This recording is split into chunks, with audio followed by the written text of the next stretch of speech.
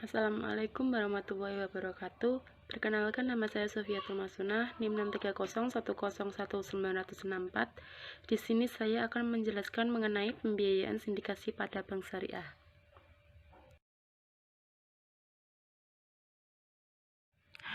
Apa sih pembiayaan sindikasi syariah itu? Pembiayaan sindikasi syariah itu pembiayaan yang diberikan oleh lebih dari satu lembaga keuangan bank untuk satu objek pembiayaan tertentu. Nah, pada pembiayaan ini itu terdapat dua tujuan pembiayaan. Yang pertama itu untuk modal kerja dan investasi.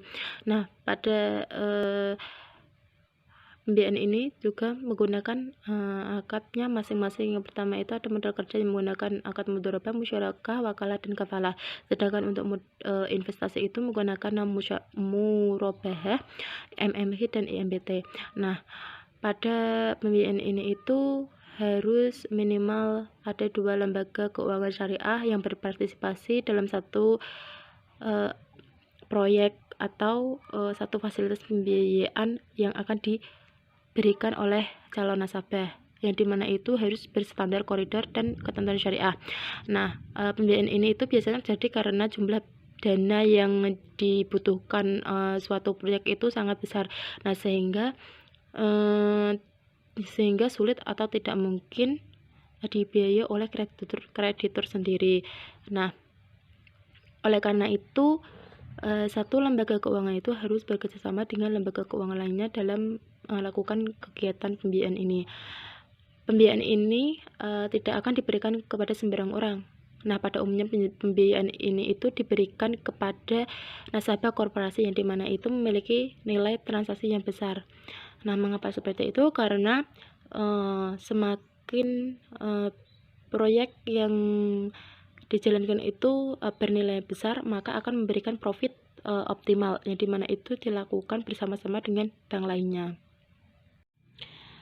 Pembiayaan sindikasi itu memiliki tiga bentuk. Yang pertama itu led syndication, di mana itu sekelompok bank yang secara bersama-sama itu membiayai suatu proyek dan dipimpin oleh satu lembaga bank yang bertindak sebagai leader. Nah, misalkan pada PT CKS itu dalam pembiayaan suatu proyek pembangunannya itu membutuhkan uang sebesar 10 triliun. Nah, PT CKS itu mengajukan pembiayaan kepada Bank A. Nah, karena dana yang terlalu besar, maka Bank A melakukan sindikasi terhadap Bank B dan C.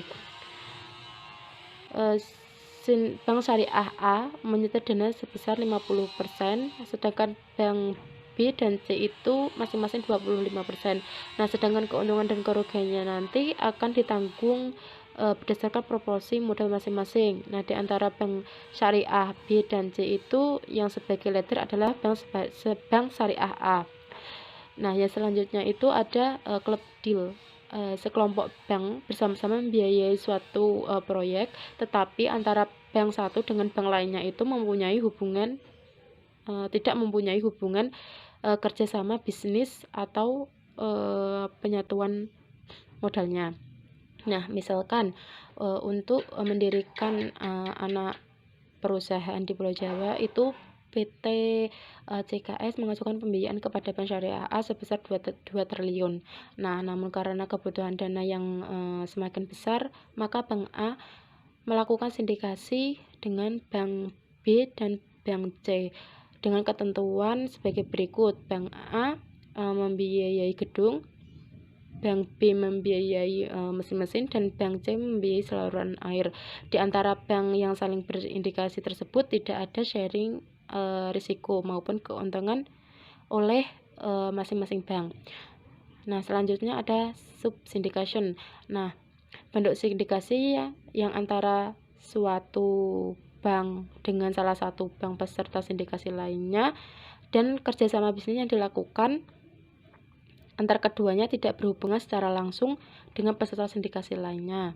Nah, misalkan PT CKS mengajukan pembiayaan kepada Bank Syariah M sebesar 10 triliun itu untuk membiayai suatu proyeknya. Nah, namun karena kebutuhan dananya itu besar, maka Bank Syariah A itu melakukan sindikasi terhadap Bank Syariah B dan Syariah C. Pada Bank Syariah A itu menyetor dana sebesar 50%, dan Bank Syariah B, C itu masing-masing 25%. Nah, untuk memenuhi proporsinya modal, Bank Syariah A melakukan subsindikasi dengan Bank Syariah D. Sindikasi yang terjadi antara Bank Syariah A dan D itu tidak ada hubungannya dengan sindikasi yang terjadi pada Bank Syariah B dan C.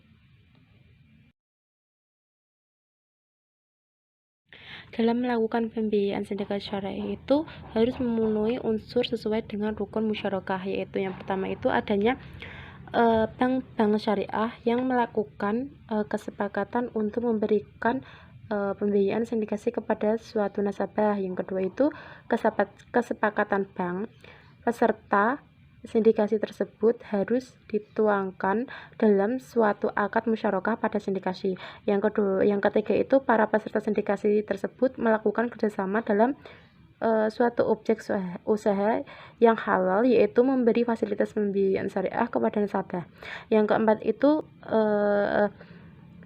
menjadikan objek kerjasama adalah pembiayaan yang diberikan kepada nasabah yang memiliki persyaratan dan kondisi yang sama yang berlaku untuk seluruh peserta sindikasi. Nah, ketentuan akad pembiayaan sindikasi syariah yang pertama itu akad antara sesama peserta sindikasi. Nah, di dalamnya itu terdapat akad mudharabah, musyarakah, dan wakalah. Nah, yang kedua itu ada ketentuan akad antara entitas sindikasi dengan nasabah. Nah, di situ terdapat akad jual beli, akad ijarah dan sewa menyewa, dan akad musyarakah. Nah, yang ketiga itu ketentuan terkait rekening dan dokumentasi akad. Nah, sindikasi dilakukan sama lembaga keuangan syariah atau LKS, maka rekening dan dokumen pendukung lainnya boleh diadministrasikan, disusun dalam satu dokumen. Nah, sedangkan pada sindikasi yang dilakukan antara lembaga keuangan syariah dengan lembaga keuangan konvensional atau LKK, maka harus menggunakan rekening yang terpisah dan dibuatkan dokumen induk atau perjanjian bersama. Nah, kemudian itu dibuatkan dokumen untuk LKS sendiri dan LKK secara sendiri. Nah, dalam keterangan skema ini yang pertama itu pembentukan arranger, yang dimana itu bank yang dipilih oleh debitur untuk mengatur dan mencarikan sumber dana untuk menjalankan sindikasi. Ya, setelah itu pembagian tugas di antara arranger.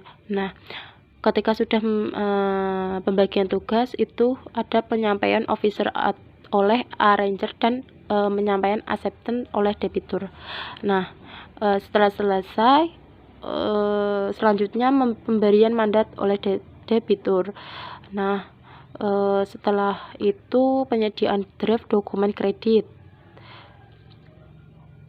Nah, setelah penyediaan draft dokumen kredit itu pemilihan agen bank, yang dimana setelah penyiapan draft dokumen yang selanjutnya itu penunjukan agen bank. Nah, yang selanjutnya itu penyiapan dan penandatanganan dokumen kredit. Nah, setelah itu ada ucapan penandatanganan perjanjian kredit sindikasi. Nah, setelah perjanjian sindikasi ditandatangani itu, langkah selanjutnya adalah mempublikasikan terbentuknya sindikasi, yang dimana kredit sindikasi ini perlu diumumkan kepada pihak supaya publik dapat mengukur resiko dari nasabah yang bersangkutan. Untuk menerima kredit, menginformasikan adalah hal yang menguntungkan karena nasabah dinilai mempunyai tingkat kreditabilitas yang tinggi. Penerapan pembiayaan sindikasi syariah pada Bank Syariah Indonesia itu yang pertama ada pada Bank BNI Syariah, yaitu di situ ada produk namanya pembiayaan IPC Hasanah, yang dimana pembiayaan itu diberikan kepada 2 atau lebih lembaga keuangan untuk membiayai suatu proyek atau usaha dengan syarat dan ketentuan yang sama, serta menggunakan dokumen dan diadministrasikan oleh agen yang sama. Nah, jadi untuk mengajukan pembiayaan itu harus menggunakan atau melakukan syarat-syarat dan ketentuan yang sama, yang dimana itu yang diberikan oleh lembaga keuangan atau mengajukan ke lembaga keuangan itu harus menggunakan dokumen dan administrasi oleh agen yang sama. Nah, yang kedua itu ada pada Bank Syariah Mandiri, yaitu agen SIS, yang dimana itu Bank Syariah Mandiri itu merupakan sebagai agen perantara nasabah dengan para pemberi fasilitas. Nah, sekaligus sebagai perantara usaha. Fasilitas dengan sindikasi selama jangka waktu pembiayaan sindikasi tersebut. Setelah penandatanganan akad pembiayaan sindikasi, akan menjalankan tugas sampai fasilitas pembiayaan sindikasi dilunasi. Secara garis besar akan membantu semua pihak untuk memastikan bahwa semua pihak dalam pembiayaan sindikasi itu telah memperoleh hak dan kewajibannya. Nah, sekian penjelasan dari saya. Jika ada salah kata, saya mohon maaf. Wassalamualaikum warahmatullahi wabarakatuh.